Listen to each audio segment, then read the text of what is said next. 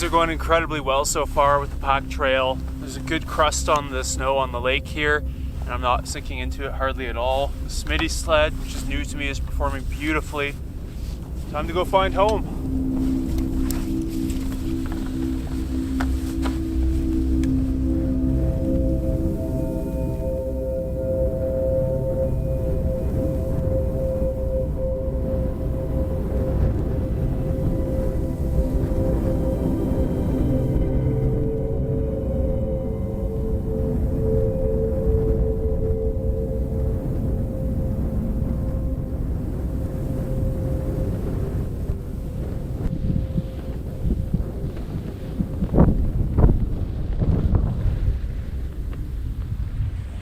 The first option that has kind of called out to me.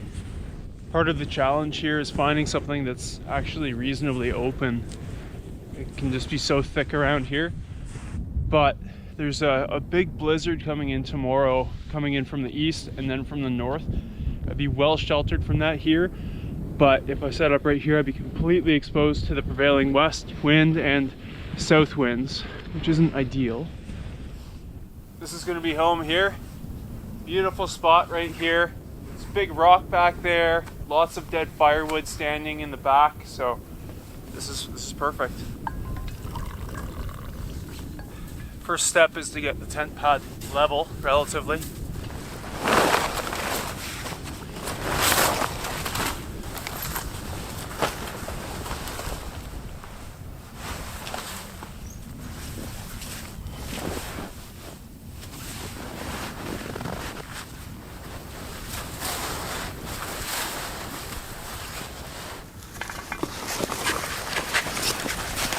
Tent's up.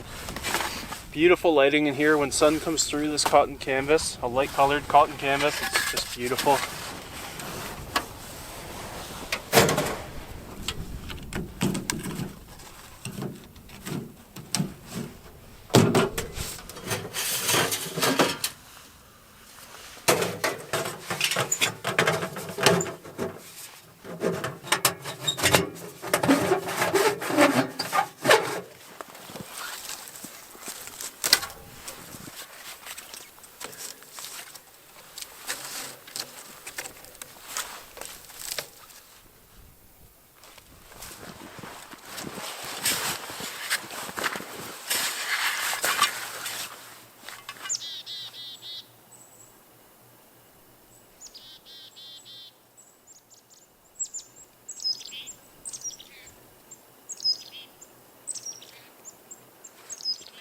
Couple of dead trees here, looking for firewood for the night, and any more I can do for future nights is always good. There's a lot of firewood just on the shoreline that's dead, standing, mostly cedar, which won't burn long, but it'll burn. But it's considered bad etiquette to take trees along the shoreline. It just ruins the aesthetics, so try to come back a little into the woods at least. This one is full of woodpecker holes, so it's probably been bug infested and not the best quality. They're both pretty thick diameter trees for handling with hand tools. So I've spotted another one over there. That one looks more up my alley. Yeah, this one looks a lot nicer.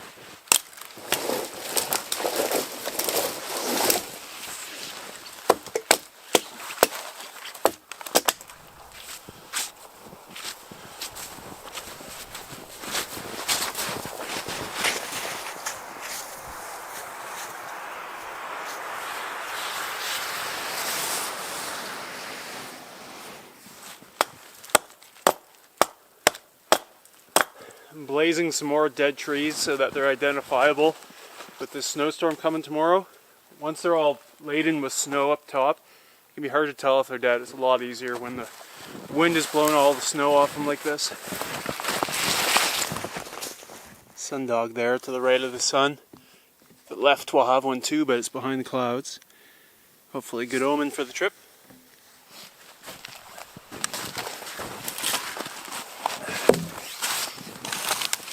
Running out of daylight, but I'm in pretty good shape.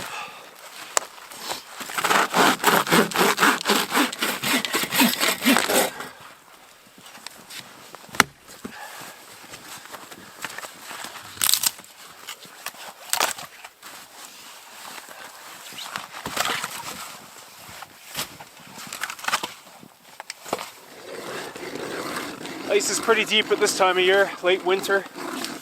Hopefully my auger reaches. There.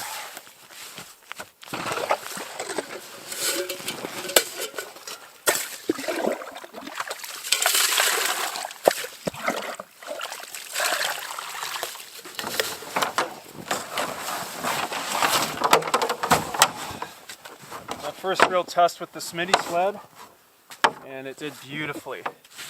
Hauling probably 200 pounds of gear and supplies in.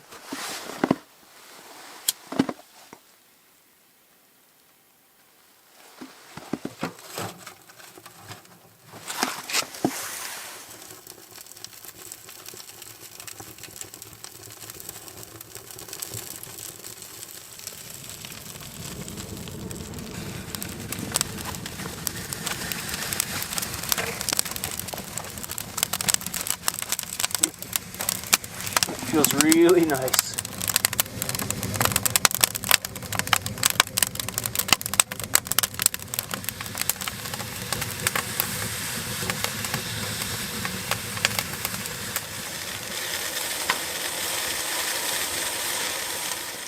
I don't feel like doing dishes, so this will be an easy cleanup. Just gonna have, got 3 sausages and a hot dog. I'm gonna have sausage and the hot dog, just because I'm still not that hungry. Save the 2 bigger sausages. Why the hot dog? Just what I had to use up at home. Red onion, relish, ketchup, mustard. Much needed. Now that I'm tasting it, my body's saying, yeah, I needed that.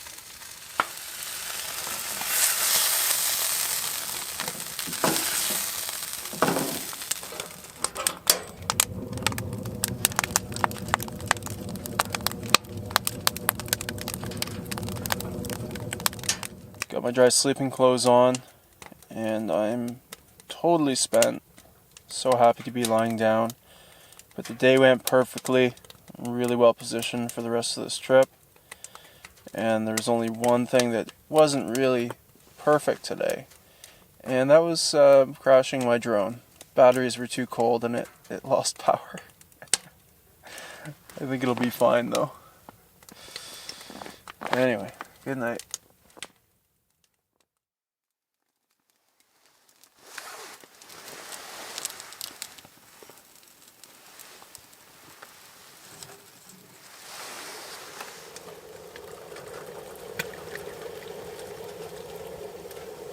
Still got hot water in here for coffee, getting more going for the day. I wasn't really planning on starting the fire this morning. I was just gonna get going, but it felt pretty cold, so the snow has already begun. I need to do more firewood prep today. Hopefully today I can really give myself a head start for firewood on the rest of the trip. As you can see, I think I got a little too much sun yesterday. I did put sunscreen on in the morning, but should have reapplied. Feels good for a sunburn of 2022. For coffee, I've got powdered milk and sugar, and I'm gonna do rehydrated veggie chili with garlic bread for breakfast.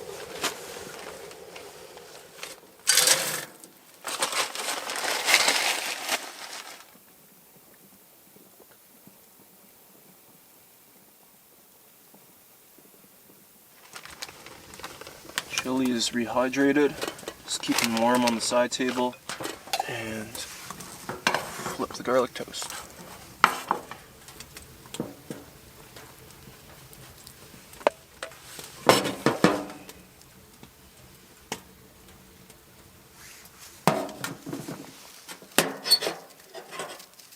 Just picked up the stove thermometer. It should help me optimize the burn.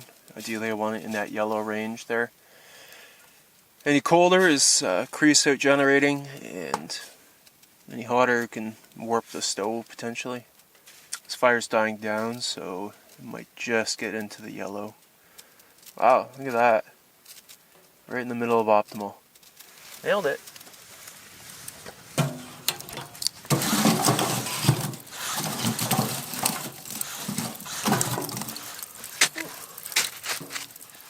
If you're wondering where I am, I'm in Northern Ontario, Canada, halfway between Terrace Bay and Geraldton.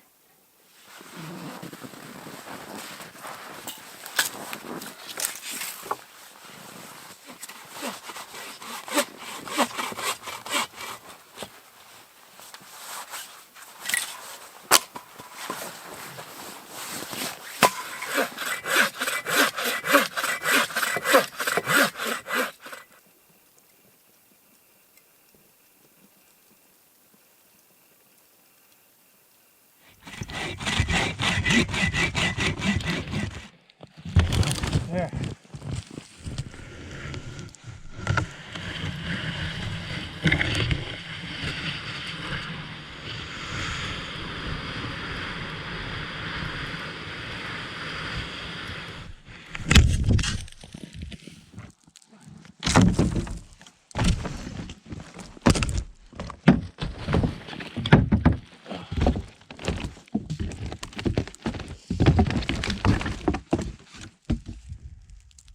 Can't see the shoreline over there, and that's one reason why today is a good firewood day. I didn't want to go traveling. Most of the lakes I want to go to are about 5 kilometers away, 3 to 5 kilometers, and it would be pretty hard to navigate, especially once my tracks get snowed over. All the other days I should, worst case, be able to follow my own tracks back, but the wind hasn't even picked up today yet. Once it does, it'll blow all the tracks over so quickly. So chipping away here, and it's gonna pay dividends the rest of the trip. Got my firewood. I gotta process it still, but that's a big step right there.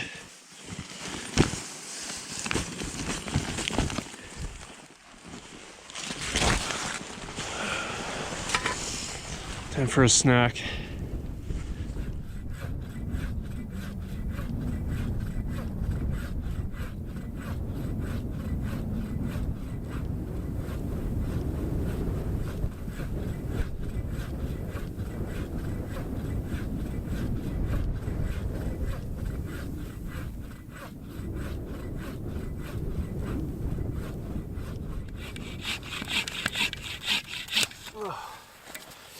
That's it. Final cut. That just became a mission. Like, I couldn't stop because it was addictive to have the security of a huge wood pile, but also because it's too cold. Well, I'm soaked from sweat and melted snow, mostly melted snow actually. And when I stop, I get cold really fast. So now that I'm done, I'm gonna make a few splits. Leave the majority of the splitting for another day. That's the easy part. Hard part's done. I'm gonna get a fire going and a well-deserved meal.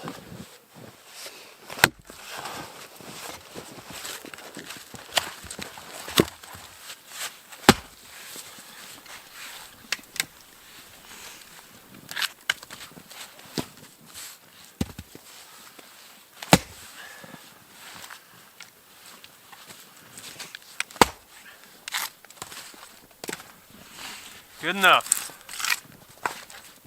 That's a day's work.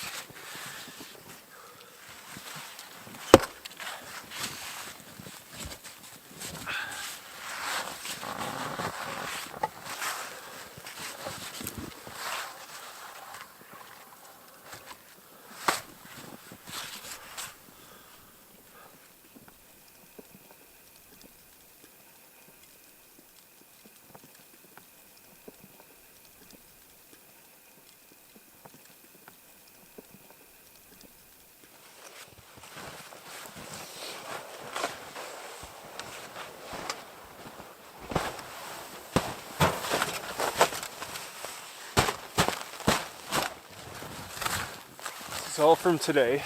Nice powder, but gotta get it away from the tent. It will insulate the tent, but if I start a fire, it just melts it all and turns it to ice, so it's no good. And I need that fire. Plus it pushes in on the walls and just makes it tight in there. Feeling really good about my firewood supply. Now looking at what I have just stacked up here, still have at least half of it outside. I installed a candle tower here, Just a nice place to put it. It's out of the way, shouldn't get knocked over. A couple of punky logs here are now a drying rack, mostly for my boots at the end of the night. Time to get the stove rocking. I'm cold.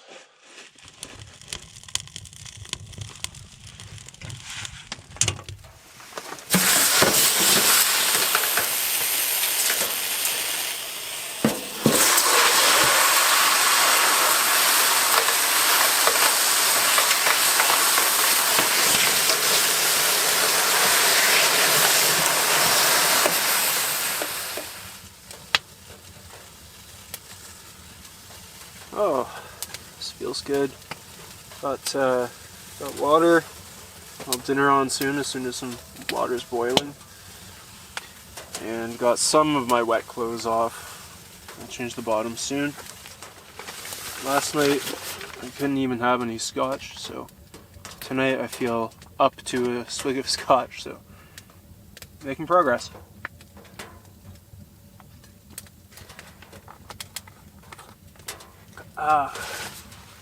This is Isla Mist. It's a blend, which means it's a lot cheaper than single malts, which I love, but for the money, this is my choice. Seems like a good night to dive into the hot chocolate rations.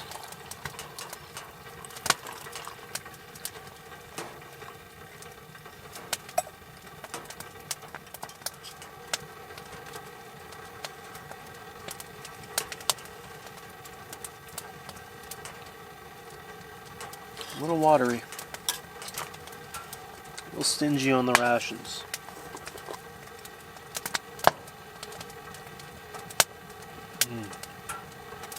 Yeah. A couple of things on water. First, I try to never pour boiling water onto an open hand. I've got the UV glove on, which would help a bit. I'm mostly just doing it this way for the sake of the shot.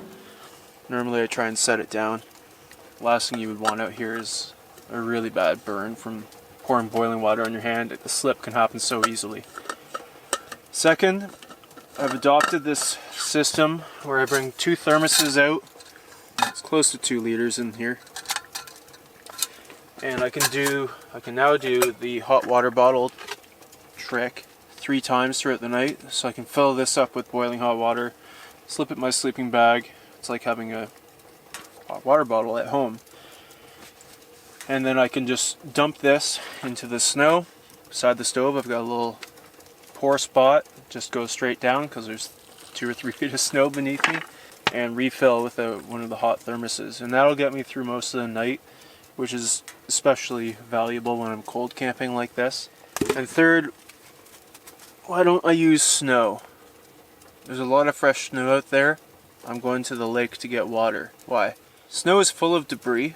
It falls off of trees, mostly, and there are snowshoe hair tracks all around here, and they poop in the snow, and then a little snow covers it, and you could unwittingly scoop some up and boil it right up, which is not my preference. I guess there's fish poo and pee in the lake, but quite diluted. But the main reason is, if I were to use snow, I would pack this full of snow, and it would give me maybe 1/5 of the volume of the container of actual water, and then I'd need to go get more snow to pack in here. Like there's absolutely no question what's preferable when you have an auger. There's a meter of ice on the lake, so if you don't have an auger, you're not going to be getting water from there. So you might be forced to get snow in that case, but I have the auger for fishing. I might as well take advantage of it for drinking water.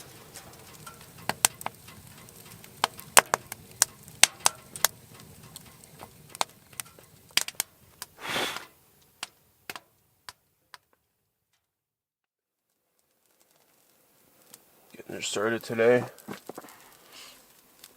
Thankfully it's only -10 out, so it wasn't too bad to be out here right now before the fire, but the fire will be very welcome. Main reason I'm making it is actually to keep drying my clothes. They're still like frozen, and I could put them on, but that's going to make for a long day, and I don't want to wear my only dry clothes out today on the ice, so Just gotta play it safe.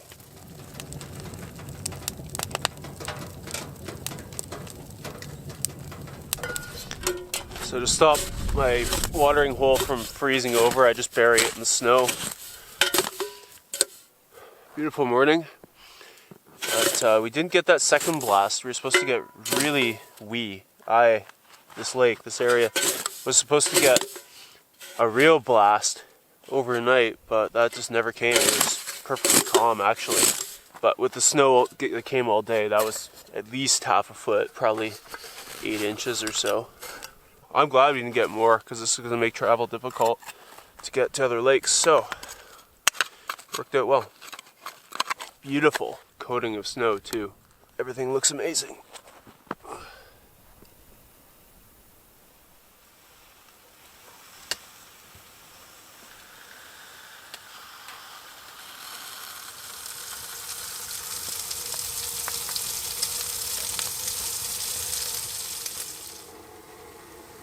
I use pieces of wood to handle the bacon just because it cuts down on greasy dishes. And the wood's clean, nothing wrong with it. I'm going to burn those into the bacon grease for the hash browns.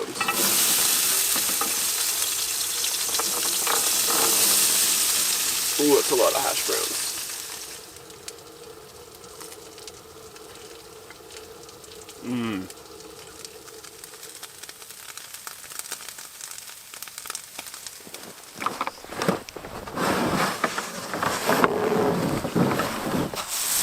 Finally time for fishing. Sled is still gliding really well. I sprayed silicone on the skis on the bottom. I didn't have any wax, and it seems to be working pretty well.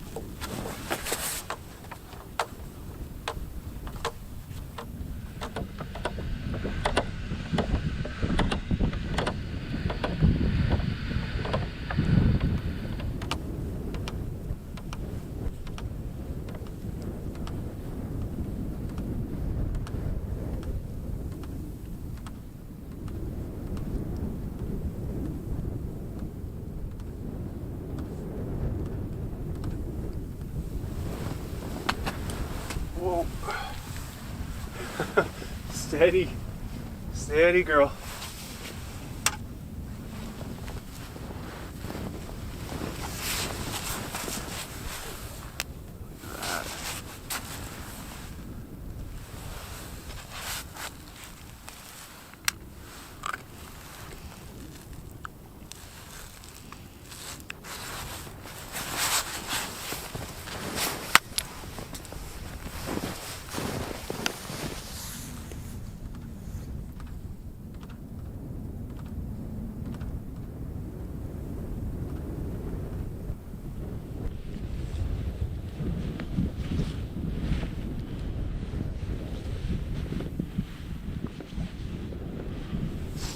I finally have a Smitty Sled and it's working beautifully.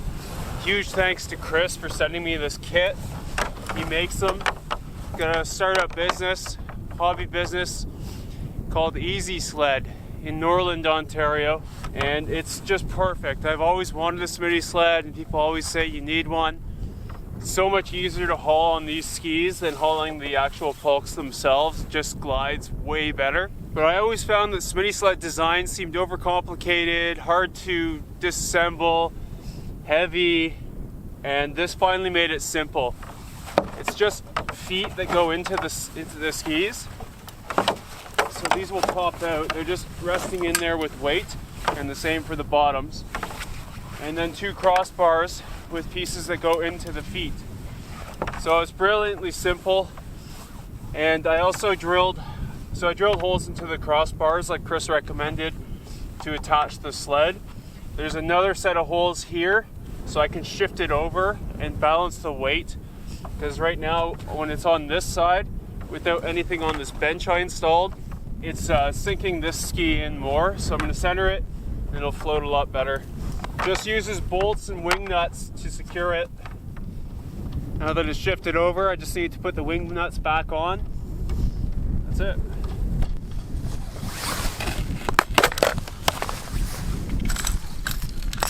This is a pike and walleye lake. It's supposed to be anyway. Start off with this little lipless crankbait. First drop, finally, day 3. I have the historical bathymetry survey for this lake, and it bottoms out at 105 feet deep at the north end.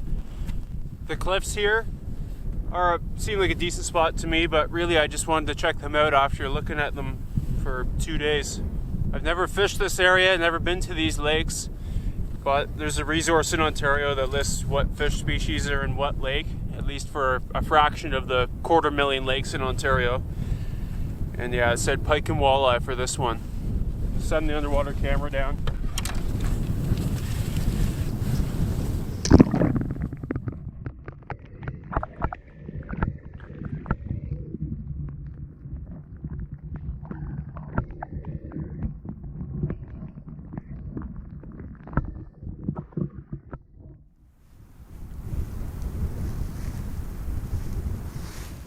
I'm gonna fish somewhere else that's out of the wind. It's just too cold here, but totally worth it to see the cliffs. Look at the snow on these boulders.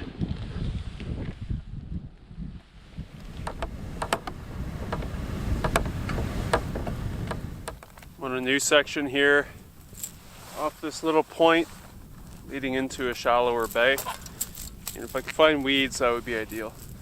Big weed bed.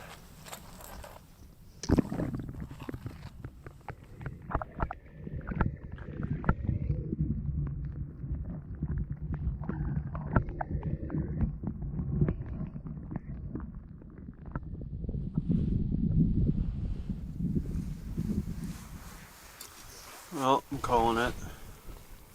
I'll try again tomorrow.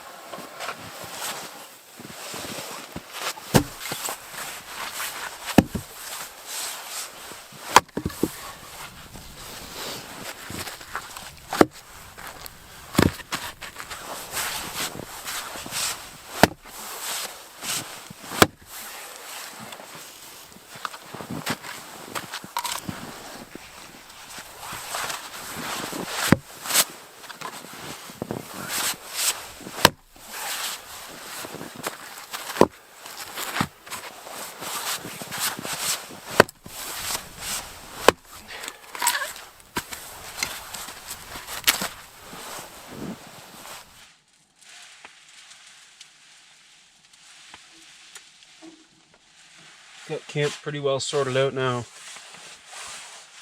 Look at this firewood. I feel rich.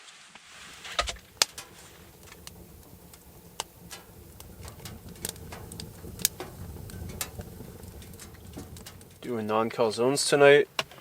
Spritz the naan before toasting it. It just makes it nice and doughy.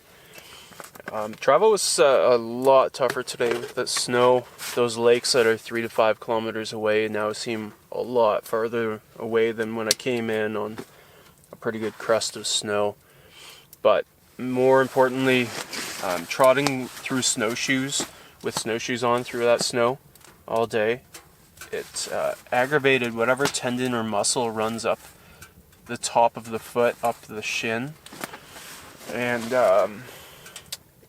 I'm hoping I just wake up and it's better, but as it stands right now, I definitely can't get to those lakes, and I wouldn't even want to go out tomorrow, so I might be camp bound, which would be fine. Like, this lake is as good as any. I could fish here more, but yeah, anyway, who knows what's going to happen. Stay positive and hopefully wake up tomorrow feeling good. Finally stopped at a decent hour today, so cheers to that.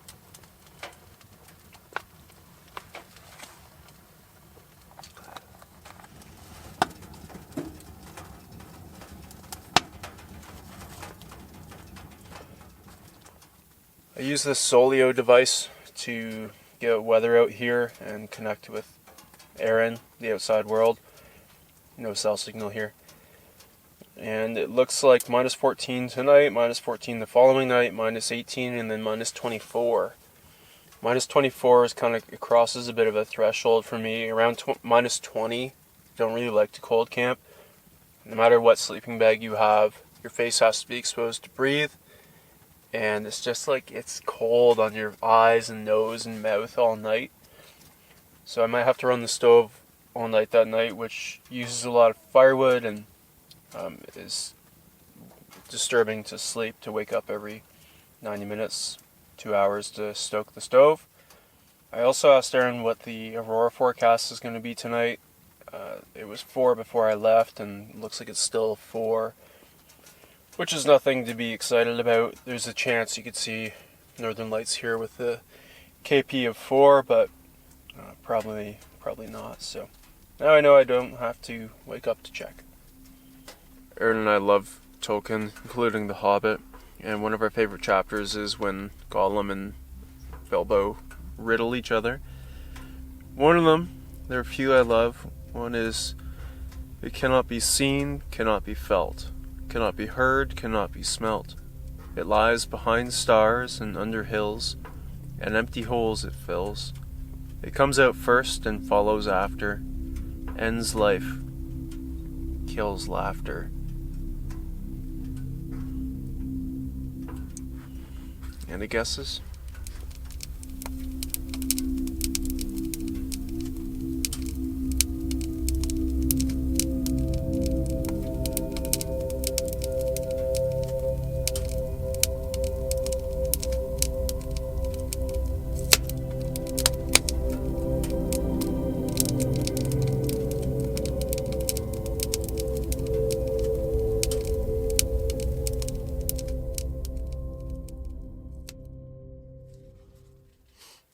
Now my third attempt at filming this. The action cam battery died because of the cold. The birch bark died because of the cold. This camera battery died because of the cold. Now a fresh battery in there, it should go. I call the door to the stove the vault.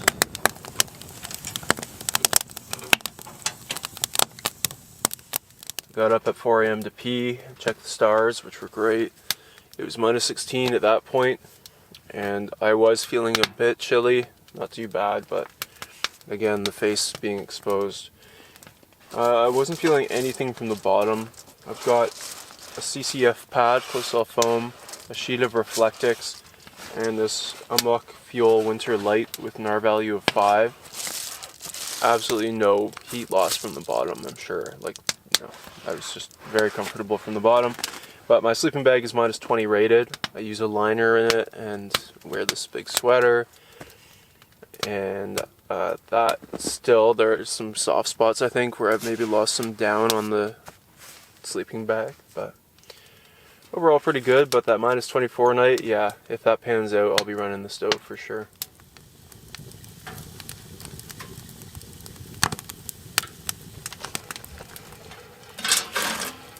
Veggie curry for breakfast.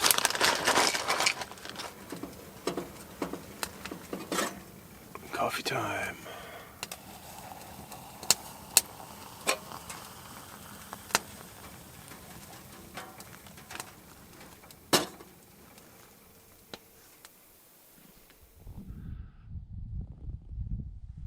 Gorgeous bluebird day.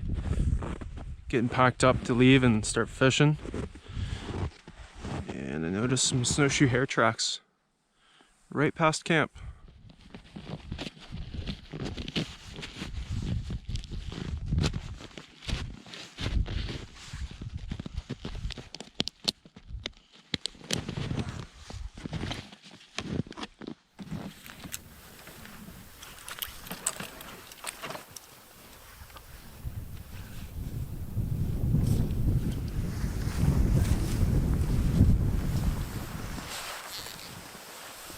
Today I'll be exploring the north end of this lake.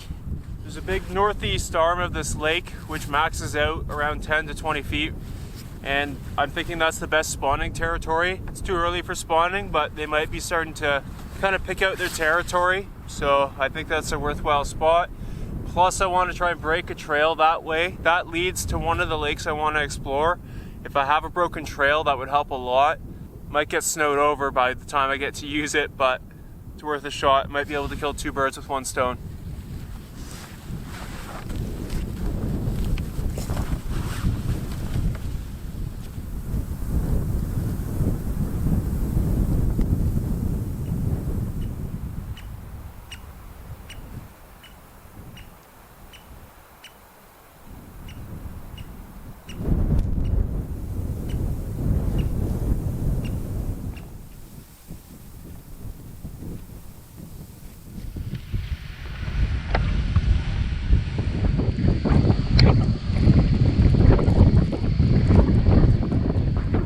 Arrived at where I want to start fishing. Came about 2 kilometers up the lake. This is the northwest bay. That's long and deep. Northeast bay, short and shallow. And then here's an island kind of at the junction of all the bays or arms of the lake. Seems like a pretty good place to start. The wind is ripping. It's north wind.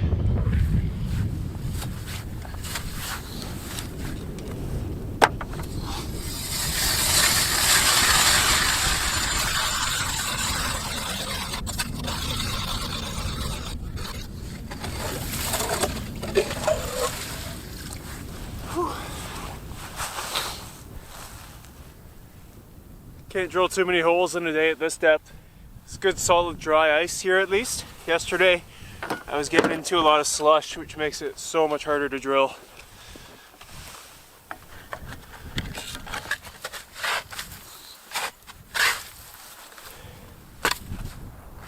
Hoping to see weeds. Looks like some rocks. Don't see any weeds. Oh, okay. A little bit. I'll take it.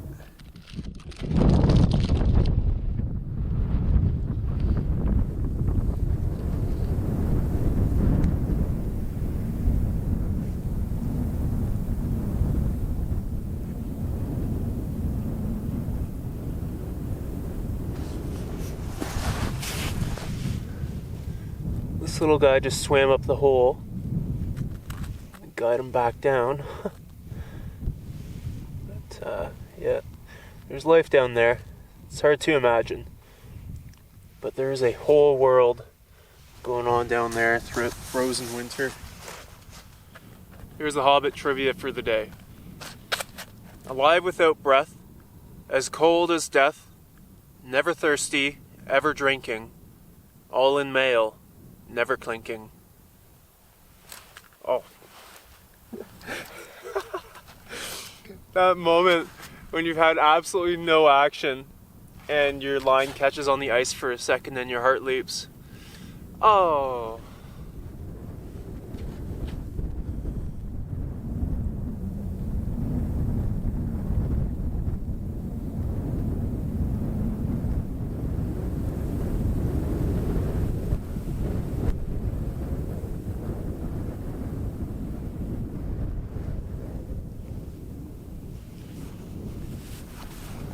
Tons of snowshoe hare tracks here. They're very obvious, easiest track to identify in the winter probably. 2 big tracks up front and then 2 in line behind. And it's amazing how big their paws are too, like almost the size of my hand. And that's what keeps them afloat. And there are times in the year when I pity the snowshoe hare because everything wants to eat it. Lynx practically live off of them. But at this time of year, I pity every other animal, especially moose, wolves as well. Just sinking down into this snow with a feeling of helplessness. Obviously, they have evolved to survive these winters, but it's got to be so tough.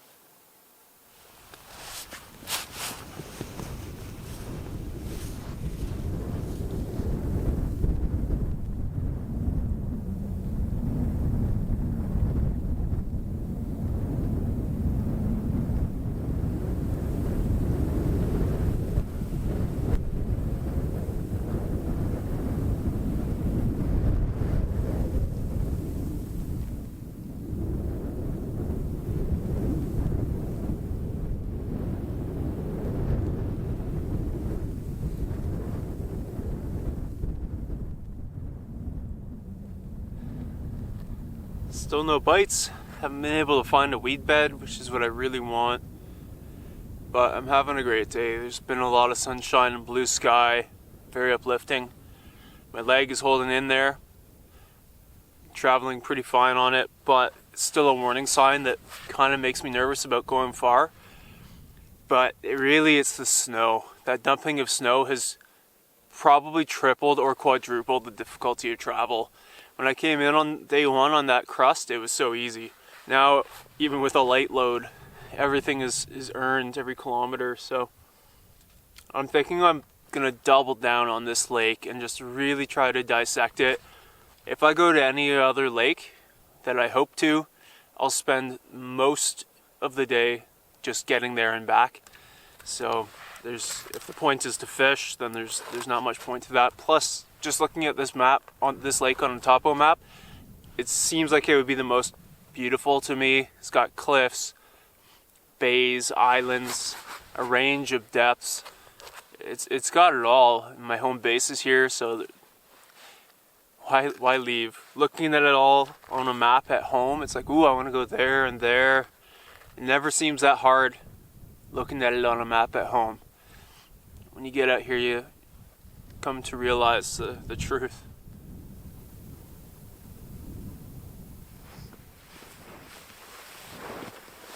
You can see some tracks from my final hole here that were obviously not snowshoe hare. And it's 2, 2, 2 with a bit of tail drag. So I would guess weasel or marten. I'd say that's pretty likely. And fresh, obviously. The wind has been covering all tracks today.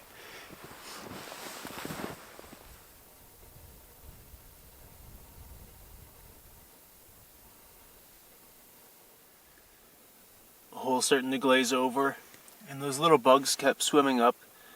It's almost like they swam up to enjoy the sunlight. There they are. I can still see some of them. Sorry guys. 2 more months. Poor guy. This is a big one. It's almost like it's trying to claw through the ice. Definitely wouldn't survive up here, buddy.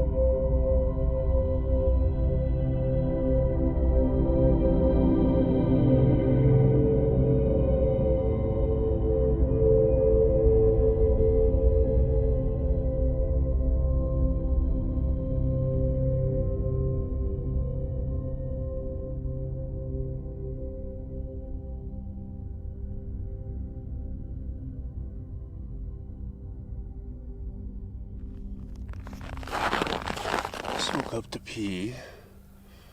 And it's minus 21. Fair bit colder than forecasted. Might start up the stove. It's 5 a.m. I think. Might as well just start it up now.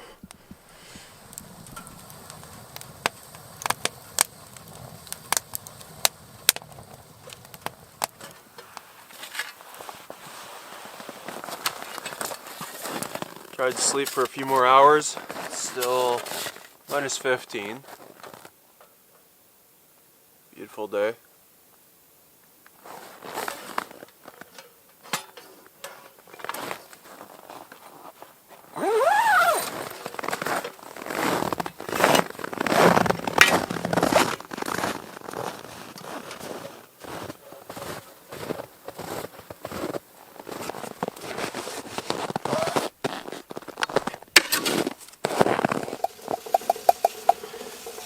Yesterday was such a great day and night. Sometimes I feel like I'm blah blah blah,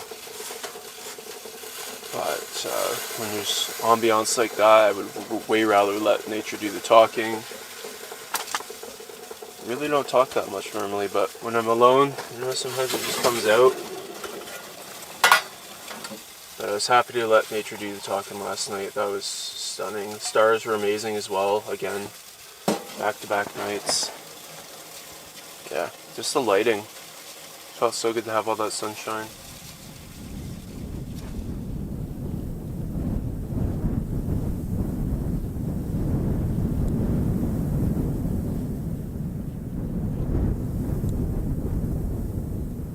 It's almost noon and I finally got myself set up at the first hole. The wind is howling over the lake today, so staying out of it is just going to be the key today. I'll fish where I can. I'm going to start out with the Seville vibrato. I've gone with some other lures so far, lipless crankbaits, a big paddle tail, hoping for a big pike, and a couple of jig flies. But I'm going to keep experimenting. Really, the lure doesn't matter that much. Much more so about the location and finding fish. Gives me a little hope though.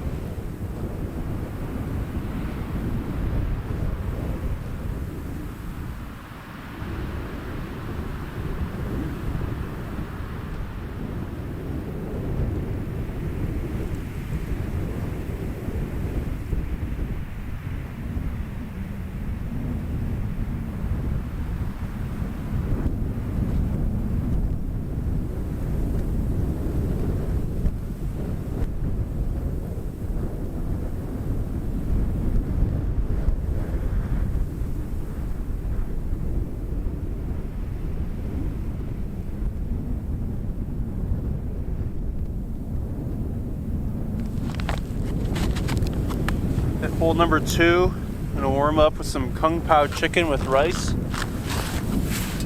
Brought boiling water. Seal this up and put it in my jacket. We'll keep each other warm. Make sure it's sealed.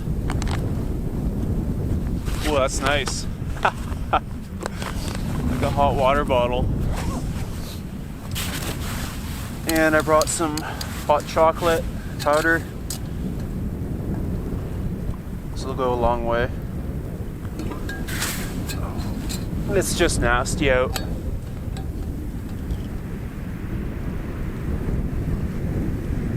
Oh, that's so good.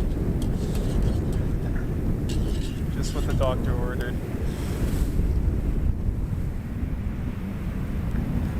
Hot.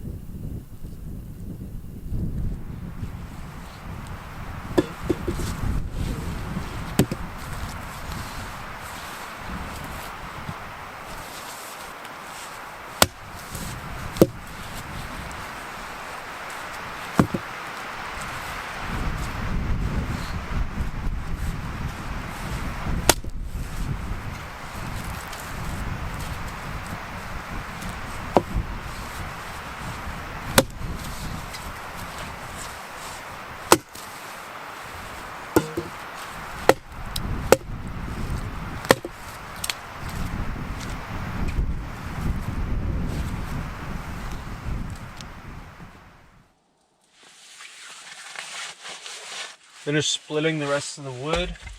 This is the whole pile, and I feel stinking rich. It's almost embarrassing. I like fishing a lot, but to go out there in that wind, the spin drift blowing up into my clothes just doesn't make sense when I can sit in here by the fire, finally have a little scotch, and read my book. It sounds fantastic right now. It's day 5 and still no fish. It's kind of hard to believe.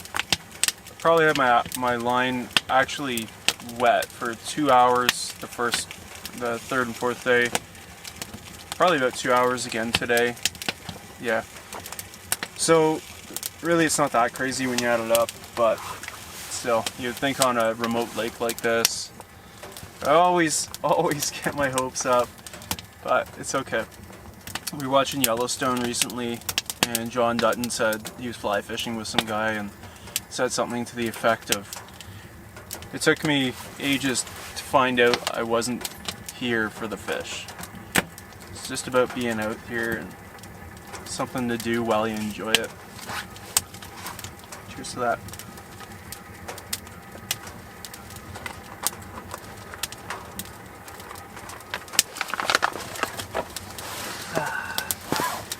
And relax.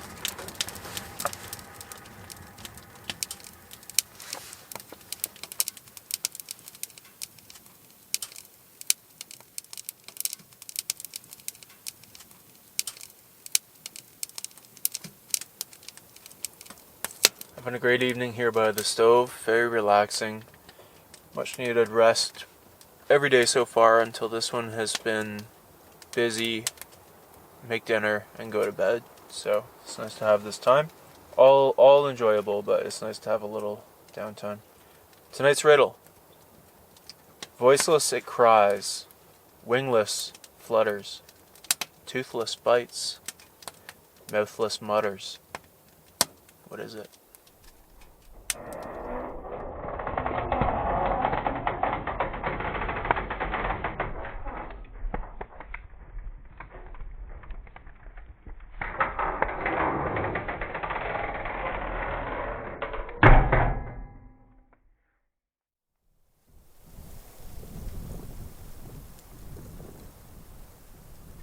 It's day 6, last day to turn the ice fishing around. It was supposed to be minus 17 last night. I didn't check the thermometer, but yeah, I ran the stove all night. A little sleepy, just a disturbed sleep. Got some powdered milk here with water, dehydrated fruit, blueberry, banana, apple. Start rehydrating some of that in the milk, and granola.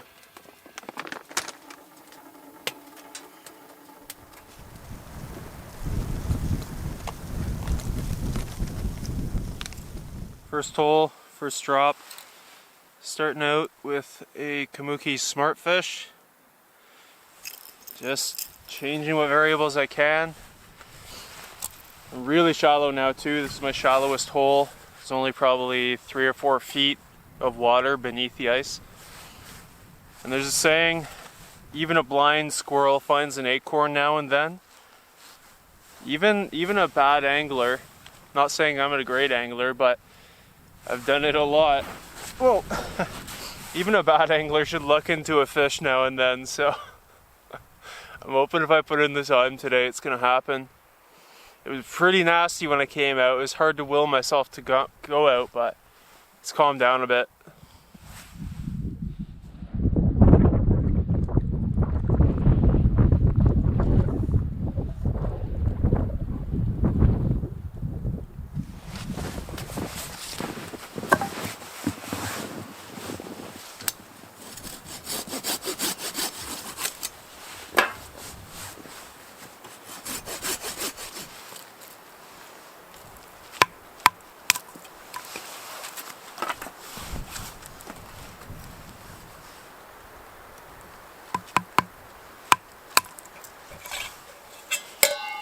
Nice to be out of the winds here in the woods just behind camp. Got my Kelly Kettle hobo stove. Just gonna boil up some water for lunch and coffee. Pointing the air intake on the bottom into the wind. And same as on a wood stove, big stuff on the bottom, build a little fire on top of it, and then only feed bigger stuff from that point on, otherwise it clogs up with ash from the little stuff. The bigger pieces burn coals, small coals with this small stuff. Get out my fire steel. Oops, it's a lighter.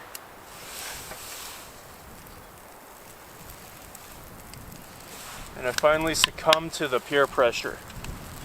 I got a knife. I've always said I don't need a knife out here, and I never have in hundreds of days of backcountry tripping. I used to bring a knife when I started out, maybe two actually, and I just found I never used them. I only use a fillet knife. But I recently forgot my fillet knife or misplaced my fillet knife on a trip, and I had nothing to fillet the fish with, and I had to use my auger blades. So I could no longer say that I'd never needed one before.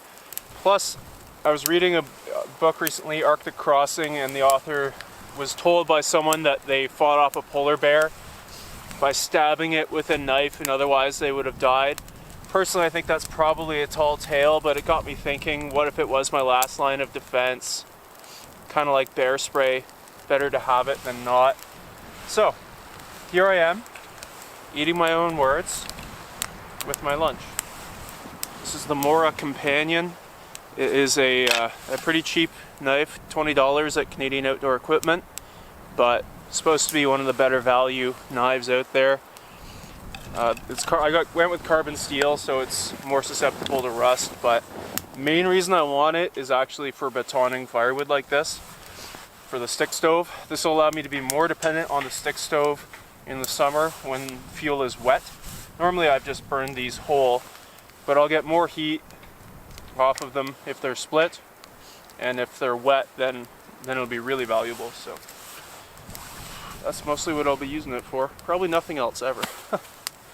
Top on. This is also my favorite use for the billy bellows that Aaron's dad makes.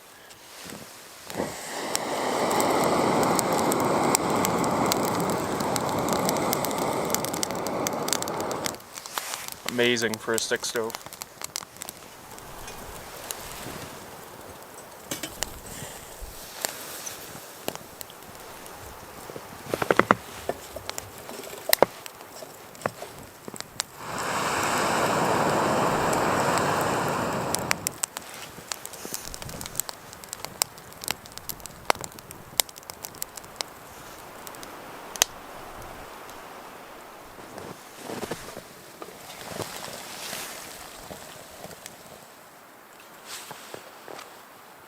Got my instant coffee in the cup. This is much needed.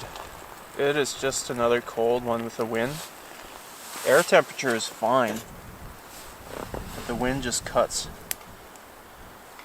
With the rest of the water, just gonna boil up some noodles, and this should warm me up hopefully enough to get back out there. There's this fine snow just whipping around, and that's a big part of it. I would love if it calmed down. If the sun broke through, I'd be jumping for joy. But let's take what I get. These blue gloves, they may look kind of funky, but I've really come to love them. Yeah, I really like them because they're waterproof and snow just falls off of them. And I look like a spaceman. Oh, man. So the stove has a reflector sheet underneath it and a stick going through the legs to help it float, but after 5 nights it is sinking more than I'd like. I was hoping to just ride it out, but it needs a reset.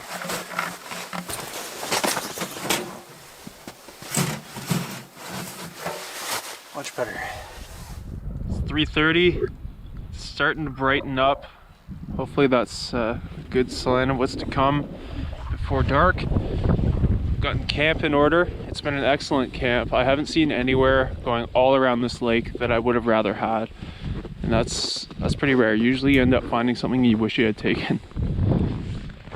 So it's looking pretty good in here. Got the rest of my firewood all organized and within The stuff I really want to use within reaching distance, this stuff is mediocre. Firewood processing tools, a big reserve of birch bark, which I carry everywhere. It's always nice to have if there happen to be no birch around. Odds and ends, I got all my pots here because I'm going to have to get water before I settle in. My sleep system I kind of set upright just to make room. Knock the snow off. My bucket, that's where I like to sit and think. Bit of a drying rack here. I also use the lines on the inside of the tent and a clamp on the pole, which I forgot to pack. Yeah, some things are too heavy or the dry lines are full, so I use this little rack here. And yeah, it's just some stuff there that I like to keep handy beside my head when I sleep. And this has been excellent. The little thermometer really helps to understand the stove. Great camp.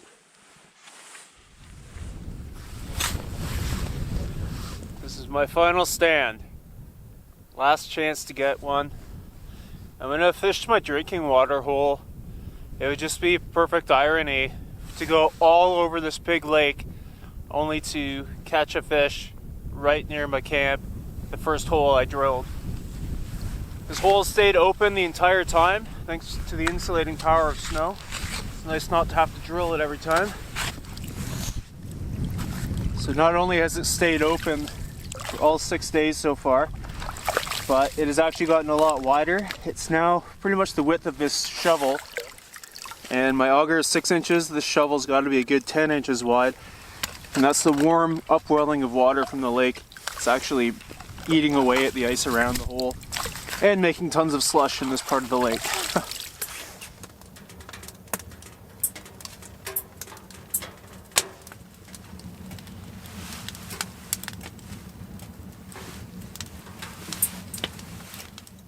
Still very blustery out there, so I came in to fire up the stove and take the chill off. I'll go back out, but needed to warm up, and I was just reflecting that this is day 6 and that's my longest winter trip ever, which is nothing amazing at all, but I always saved my vacation time for summer, for canoe tripping. So now, with my circumstances changing in life, being able to take this time now in the winter, it's been awesome, and to finally get this longer winter experience. Tomorrow will be a week, because on a longer trip you start to see things a bit differently. Not to sound wishy-washy, but it's true. A weekend trip versus a week-long trip puts you in a completely different mindset. So it's really interesting to get that in winter, and you start just watching the clouds go by, listening to the wind, watch a woodpecker for 20 minutes, gray jay yesterday, little things like that, and you just take the time that normally you feel like you don't have the time to do. So that's been precious. And I'm looking at the burn indicator on the stovepipe here, thinking how this trip hasn't gone according to plan exactly, but you can always find fault with trips, with camping. And it can be too cold, you're making creosote, or too hot and it's an overfire. You can be too many bugs, or too much wind, too few wildlife sightings or fish. But ultimately, if you got time to just relax and slow down your busy life and soak up nature, appreciate the little things that you wouldn't normally notice, then you can call it optimal.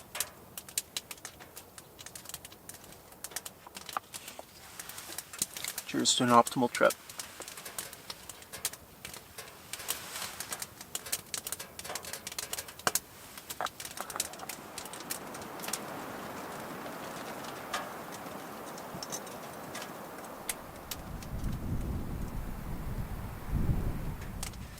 Final night, final riddle.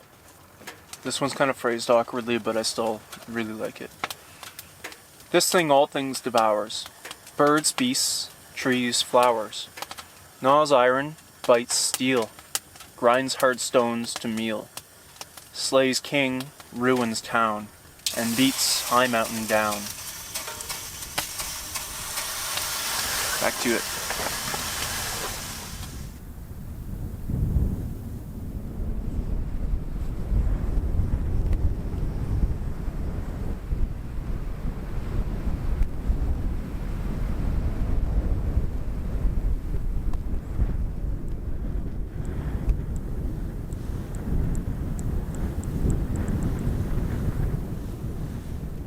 It's getting dark, and in this moment, I've never wanted to fish more on this whole trip. I feel like I really want it now, but at this point I think it's more about pride than pleasure. So I don't catch fish for pride. Used to.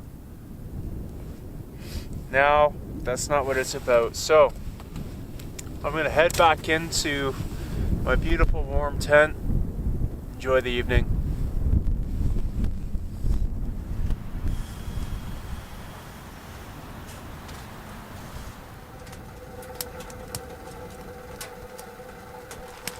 For supper tonight, rotini with dehydrated vegetables, mushroom, tomato, spinach, and dehydrated pasta sauce.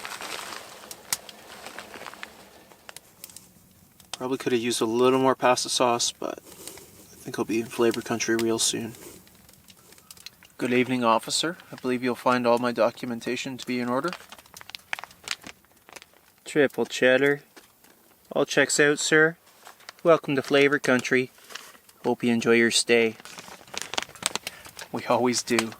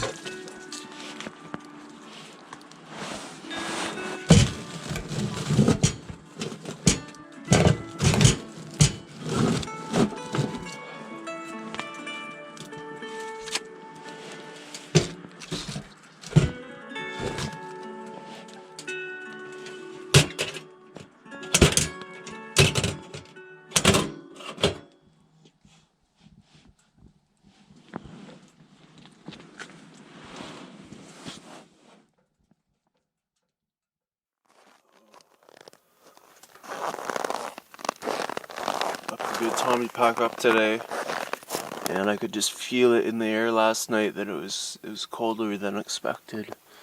When it's 26,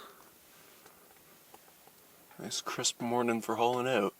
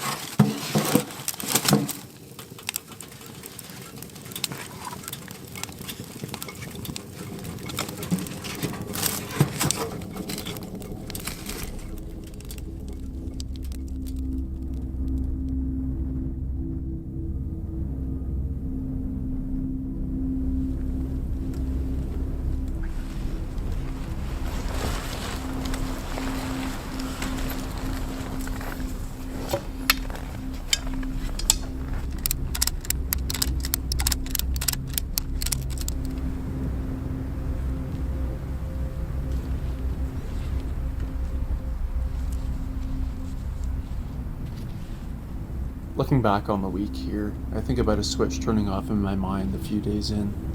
I had all of these high hopes for my first week-long trip in winter. The fish, the nearby lakes, abundant wildlife, and shimmering northern lights. It's the same fixation on the future that is both a blessing and a curse for me.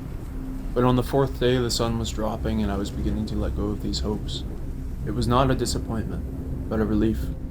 The much more significant hopes and fears about our turbulent world and my place within it were also completely out of mind. I felt the warm sun and the cold blowing snow and little else. My thoughts about the future either melted or froze, and I found myself living in the present again. Being eternally preoccupied with the future, this state is a rare oasis for my psyche. In my mind's temporal desert, where time is always scarce and fleeting, I found the psychological relief of nature's cool pond and shady palms, even here in winter. Nature crawls through time with indifference to my hurried state. The longer I stay in wilderness, the more I align with its pace. I know this well from the canoe trips of the soft water season, but it is so easily forgotten in winter when longer trips feel out of reach. But the feeling is no different in winter. The lakes freeze, the snow falls, and the cold wind blows. But the eternity of nature still crawls along, and the same peace is present here in winter, if only I allow myself to be present.